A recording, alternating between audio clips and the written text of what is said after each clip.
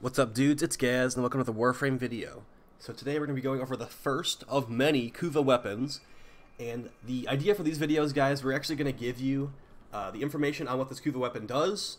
We're going to go and show you a build, we're going to get some gameplay in there, and I'm also going to give you a frame that I find synergizes very well with a specific Kuva weapon.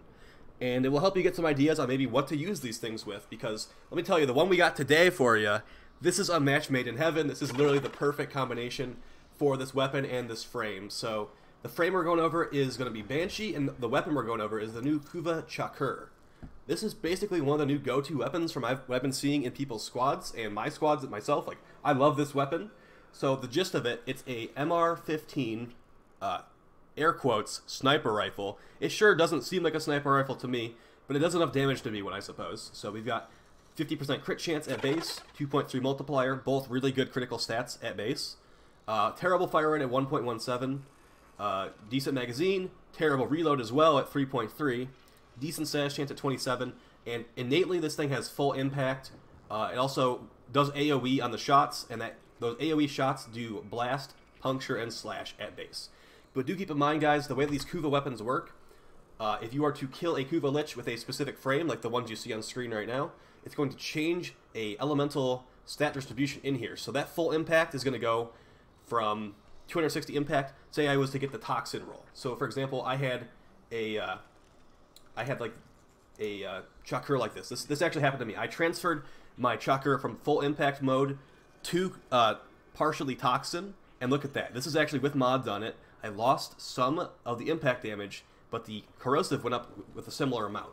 And also, it introduced impact damage onto the explosion, and once I took that impact away, it actually fully removed the impact from the explosion. So this is actually using a function they added pretty recently, which is transferring the stats for these weapons. So you actually need to get a second Kuva Chakkhurr to transfer the stats over. It's not going to transfer the name, unfortunately. So if you get a funny name, Kuva Lich, it's not going to really help you. So here's what we're running right now. Do keep in mind that 5 Forma is not what you're needing to do here, but you do need to get mastered of these things. You actually need 5 Forma on these things, which is a bit unfortunate. So I did say the reload is terrible. If you put on Prime Fast Hands, it goes to 2.1, which is definitely more serviceable.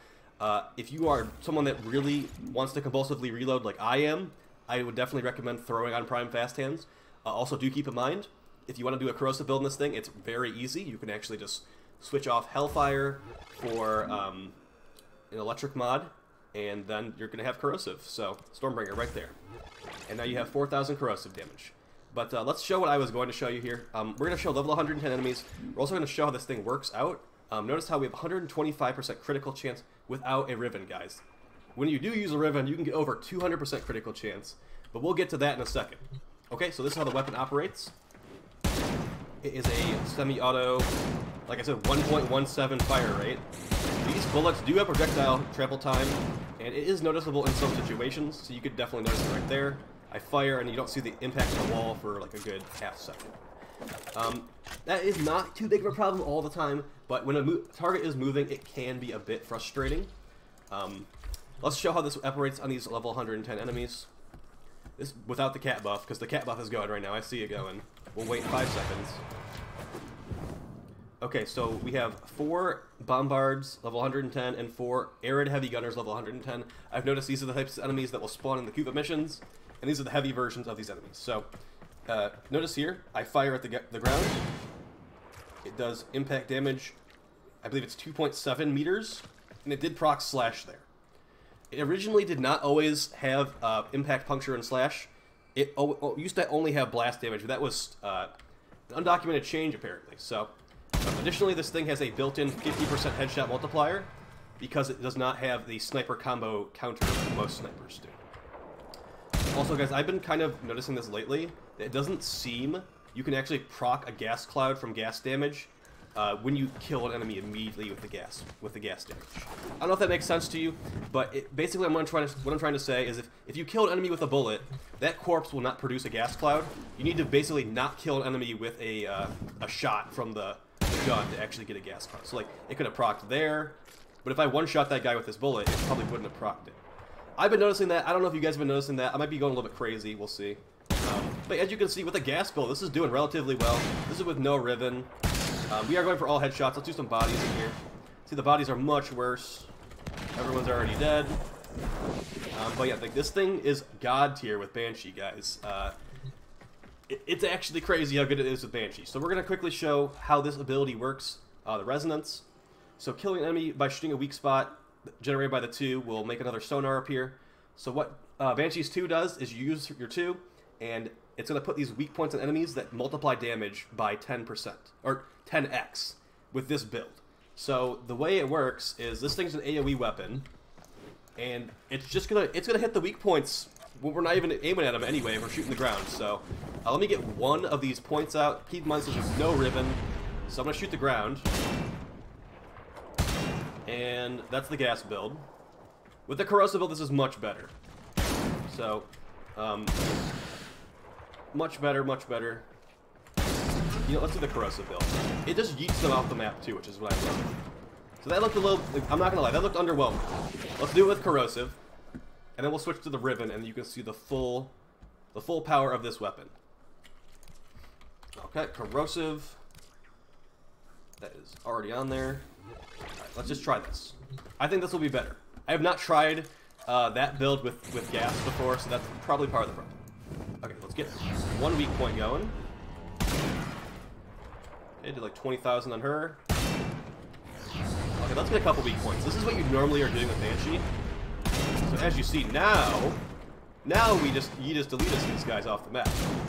You have to be relatively close to the weak point, but yeah, you don't need to actually aim specifically at it. I think this is one of the best Banshee guns in the game. And not to mention, if you actually hit the weak point, they are donezo. They are so donezo if you hit the weak point. Let's show with a ribbon. We're going to do some gameplay as well in here, guys, and I'm going to go over some pros and cons for this weapon. Okay, so that was without a ribbon, and I got Prime Bandit Grenadier. This is with the ribbon. As you see, our status, or our critical chance goes up to 213, and I have multi-shot in this ribbon as well, so it's pretty good all around. Although the recoil does go up a lot with this plus recoil. And we are also running a reload mod here. So one of the slots is not being utilized. But still, this should be able to kill in one weak point, honestly. If we get lucky and we get the right shot to go off. So with no ribbon, you definitely want a couple weak points. With one ribbon, let's test our luck. Okay. I feel like we didn't get lucky again. Okay, see, it's pretty powerful when you hit the weak points. There we go, that's what I was trying to go for there. So this is the general gist of this, guys. Of course, you can actually aim a normal person, and you'll get those crazy numbers. This is actually relatively powerful against the Lich. You can one-shot a Lich.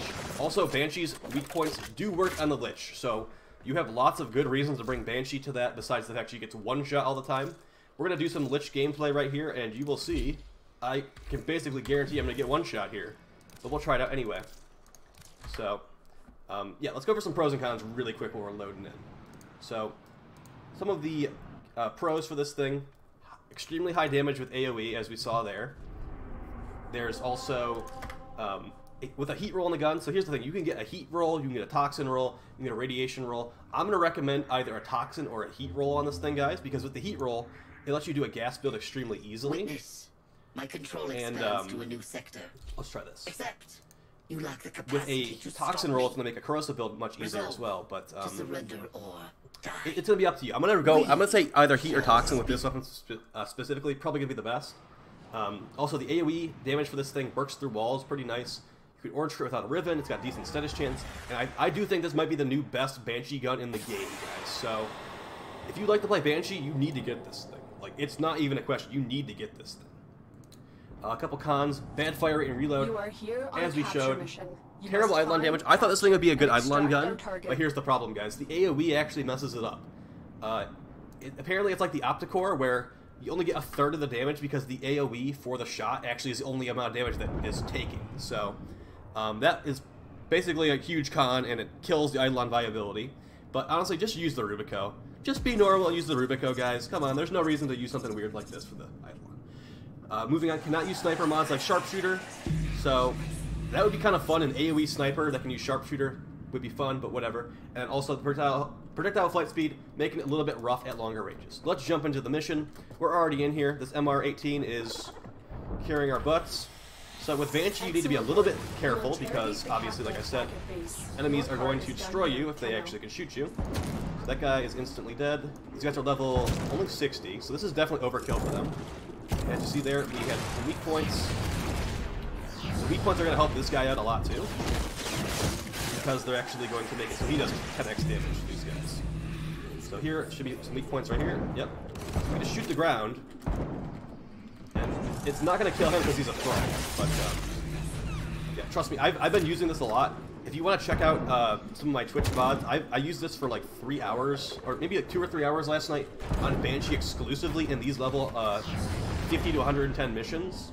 And guys, it's really, really good. I was surprised. I think this is going to be my go-to Banshee gun. I'm going to also use on other frames too because it's extremely powerful. The amount of people using this thing is like staggering. Like, there are a lot of people using this gun. So, probably for good reason, honestly. Like, look at how easy it is to use with this specific loadout. That guy was around the corner. He almost killed us, honestly. Like, we were able to fire from around cover and still hit him there.